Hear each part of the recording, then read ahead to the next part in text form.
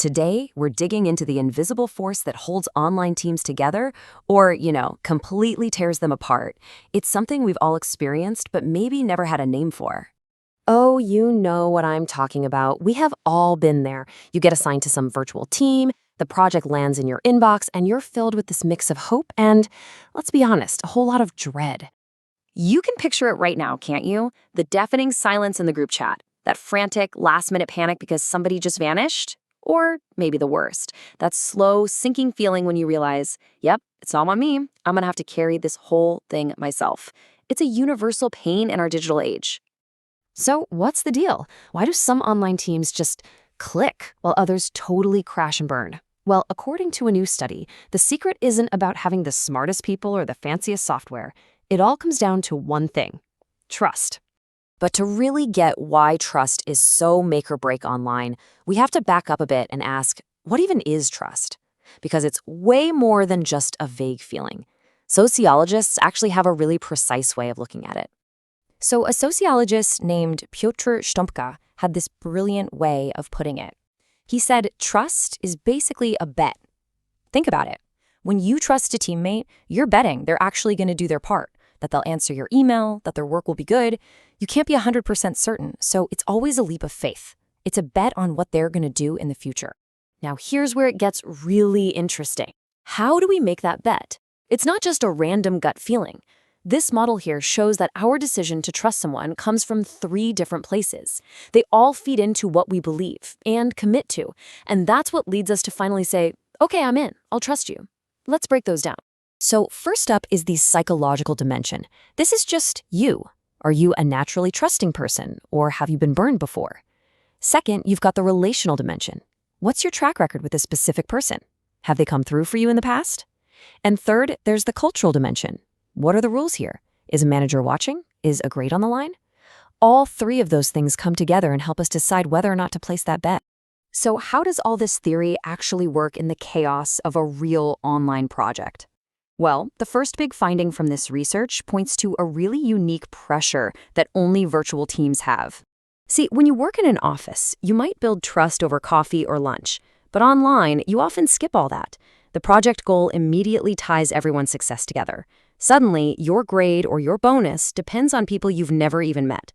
You're basically forced to trust them right from day one, whether you want to or not. And this isn't just theory. A master's student in the study named Neely put it perfectly.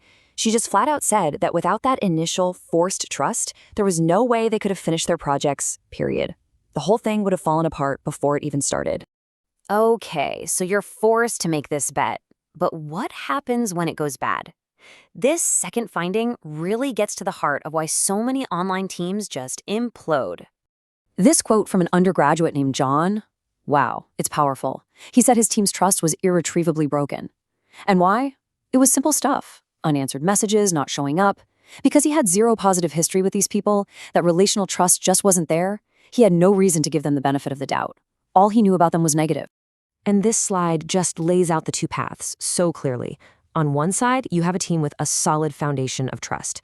When a mistake happens, they give each other the benefit of the doubt. They can handle it. But on the other side, when the trust is already weak, that same little mistake becomes a catastrophe. People assume the worst, they stop talking, and team members just get, as John said, left out to dry. Now, compare John's nightmare with this experience from Tony, a grad student. Her team already knew each other, so they had that relational trust built up.